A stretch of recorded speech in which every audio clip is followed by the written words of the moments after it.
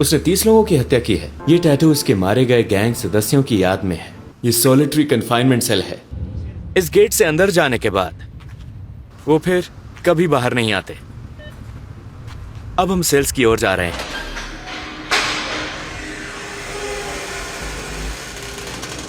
अंदर आ जाइए। हम गैंग्स तक पहुंच गए हैं। Buenas tardes.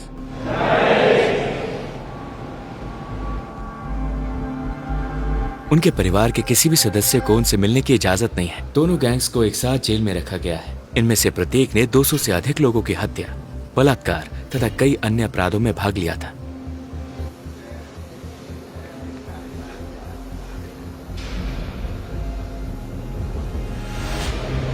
उन्होंने कहा कि अगर आप उनकी ओर देखेंगे तो वो आपको गुस्से से देखेंगे।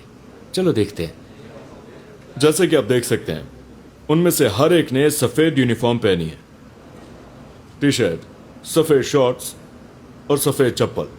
उनके पास अंदर बस यही चीजें हैं। वहां कोई गद्दे नहीं है। वो वहां मौजूद लोहे की सतह पर सोते हैं। यहाँ भारी संख्या में गार्ड मौजूद है। ऐसा लगता है जैसे देश में युद्ध चल रहा है। सभी कैदी एक जैसी सफेद वर्दी पहनते हैं। हाँ,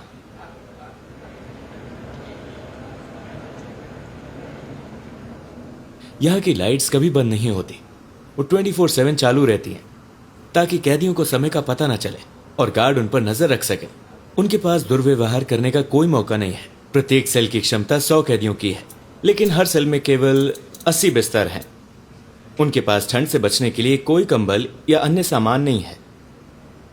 24 घंटे नियंत्रण और निगरानी। गार्ड्स के अलावा हमारे पास कैमरा सिस्टम है जो हमें हर गतिविधि पर रियल टाइम मॉनिटरिंग की अनुमति देती है।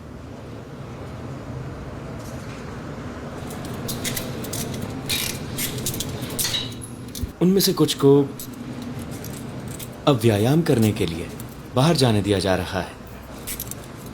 कैदियों को प्रतिदिन केवल 30 मिनट के लिए अपने शरीर के वजन का उपयोग करके व्यायाम करने के लिए अपनी कोठरियों से बाहर जाने की इजाजत दी जाती है।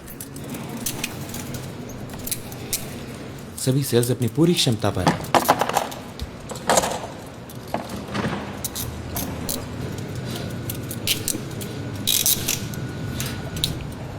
ऐसा लगता है जैसे ये किसी फिल्म का दृश्य है। सिकोट।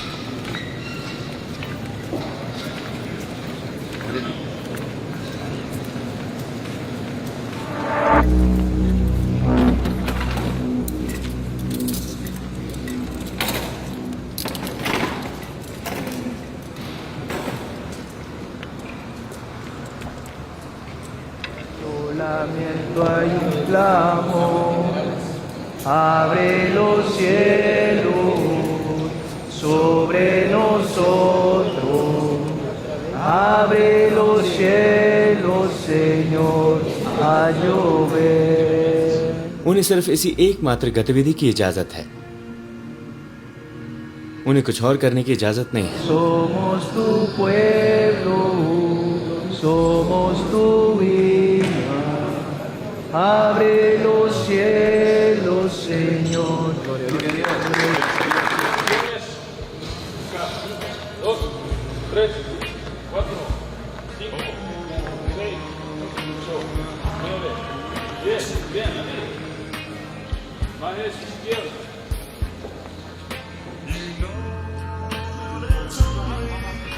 उनके टैटू से पता चलता है कि वो किस गैंग से संबंधित हैं। गैंग के टैटू वाले किसी भी व्यक्ति को तुरंत गिरफ्तार कर लिया जाता है। पुलिस के पास एक खास टैटू का कैटलॉग है जिसमें हर निशान एक गैंग से जुड़ाव दिखाता है। कुछ गैंग के सदस्यों ने अपने टैटू बदलने की कोशिश की, लेकिन वो नाकाम रहे।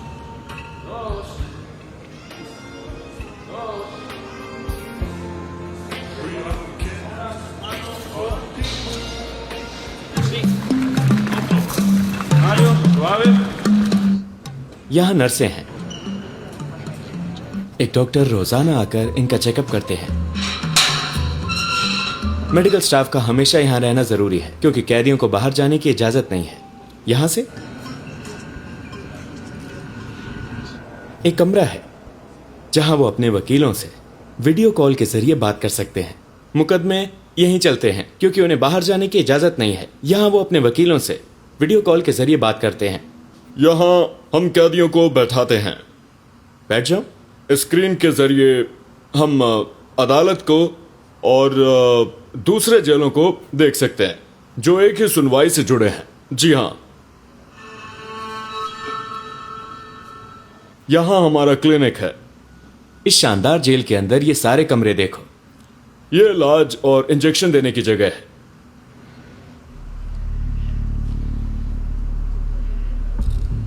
अब हम दुनिया के दो सबसे खतरनाक गैंग मेंबर्स के बीच से गुजर रहे हैं। वो हमारे दाएं और बाईं ओर हैं। मैं आपको 3 ऐसे अपराधियों के बारे में बताऊंगा जो यहां हैं। ऐसे लोग जो एक समय पर भगवान बनने का नाटक करते थे। वो तय करते थे कौन जिएगा और कौन मरेगा।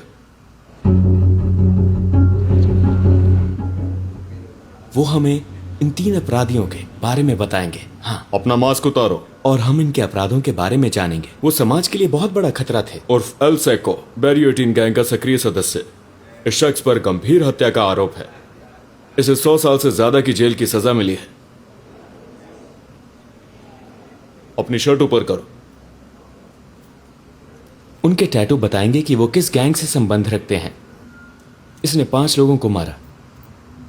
उसने उन्हें सिर्फ इसलिए मार डाला क्योंकि वो उसके इलाके में आ गए थे। घूमो। उन सभी के शरीर पर टैटू हैं। वो MS-13 सदस्य हैं। वो देखो।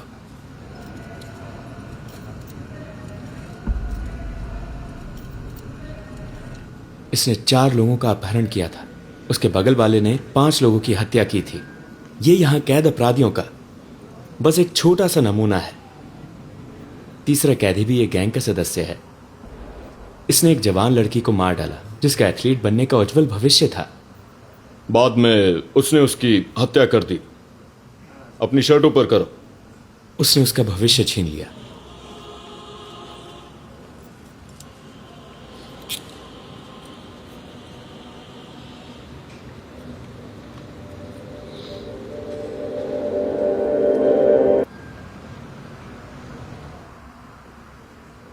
उनके टैटू की वजह से उन्हें पहचानना और पकड़ना बहुत आसान हो गया।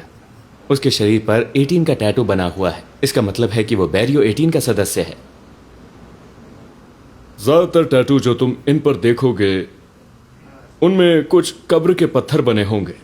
ये टैटू वो अपने गैंग के दूसरे सदस्यों की याद में बनवाते हैं। उनके गैंग के सदस्य जो मारे गए। उनके शरीर पर उन लोगों की कब्रों और खोपड़ियों के भी टैटू हैं जिनकी उन्होंने हत्या की है। यहाँ मारिया। यहाँ क्या लिखा है? संटाना गुज़मान। संटाना गुज़मान। वो कौन है? मेरी दादी। वो उसकी दादी है। उसके बेटे का चेहरा। ये टैटू उसके मारे गए गैंग सदस्यों की याद में है। उसने उन्हें खोपड़ियों के रूप में बनवाया है। हर टैटू का एक मतलब होता है। इन सबको गिरफ्तार करके एक ही जेल में बंद कर दिया गया है। ये दोनों गैंग आपस में दुश्मन थे, लेकिन अब वो एक साथ कैद हैं। आमतौर पर उनके पैरों पर औरतों के चेहरे बने होते हैं और साथ ही खोपड़ियां और गांजे के टैटू भी। हाँ,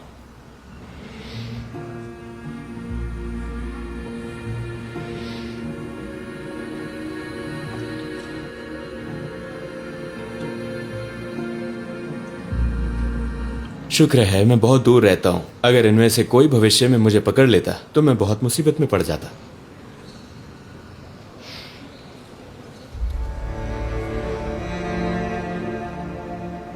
ये गैंग कभी दुश्मन थे, लेकिन अब ये एक ही सेल में रहते हैं। उनकी पूरी जिंदगी इस सेल के भीतर सीमित है। वो कभी बाहर नहीं जा सकते। ये उनका टॉयलेट है। क्या आप देख रहे हैं? ये वहां कोने में है। ये 2 साल से यहां है। जैसे ही जेल खुला, सारे अपराधियों को यहां भेज दिया गया। गार्ड इस डर से अपने चेहरे ढककर रखते हैं कि कहीं कोई कैदी बाहर किसी से संपर्क करके उनके परिवारों से बदला न ले ले। हाँ, अब हम सॉलिटरी कन्फाइनमेंट की कोठरियों की तरफ जा रहे हैं। जो भी कैदी बदतमीजी करता है उसे यहां डाल दिया जाता है। यही चीज उन्हें लाइन में रखती है। यहां कोई लाइट नहीं है। ये सॉलिटरी कन्फाइनमेंट सेल है। यहां केवल एक सीमेंट स्लैब है। ये सॉलिटरी कन्फाइनमेंट सेल है। अगर कोई कैदी बदतमीजी करता है तो उसे 15 दिनों के लिए यहां डाल दिया जाता है।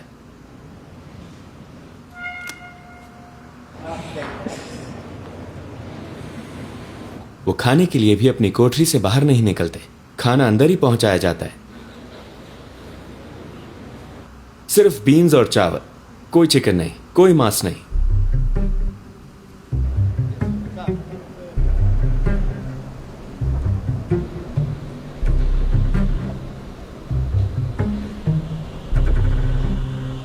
बाद में मैंने एक गैंग के सदस्य का इंटरव्यू लिया। वो MS-13 के सदस्य हैं। उसने कितने लोगों को मारा? 30। उसने 30 लोगों की हत्या की है। क्या हम उसके टैटू देख सकते हैं? देखो।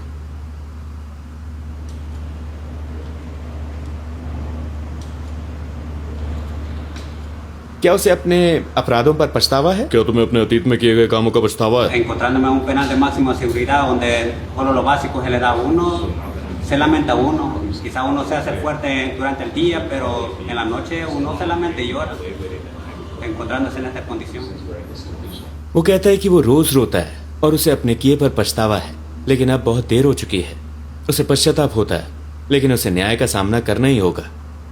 जब वो गैंग में शामिल हुआ तब उसकी उम्र क्या थी? Como la de 11 años. वो सिर्फ 11 साल की उम्र में गैंग में शामिल हो गया था और अब वो यहां सेकॉट में है। राष्ट्रपति ने जो किया वो साहसिक और शानदार था। जब वो पहली बार 2019 में चुने गए थे तब उनकी अप्रूवल रेटिंग लगभग 50% थी। आज अल साल्वाडोर ने संपूर्ण स्वतंत्रता और सुरक्षा के मामले में, लेकिन 2024 के चुनावों में वो 85% वोटों के साथ जबरदस्त बहुमत से जीते। सभी रिकॉर्ड तोड़ दिए हैं। ये पूरे पश्चिमी गोलार्ध में सबसे सुरक्षित देश है। क्यों? क्योंकि पहली बार लोगों ने सुरक्षित महसूस किया। ये सिकॉट जेल के हमारे दौरे का अंत है। आपने इस एपिसोड से क्या सीखा? इस राष्ट्रपति से हम बहुत कुछ सीख सकते हैं।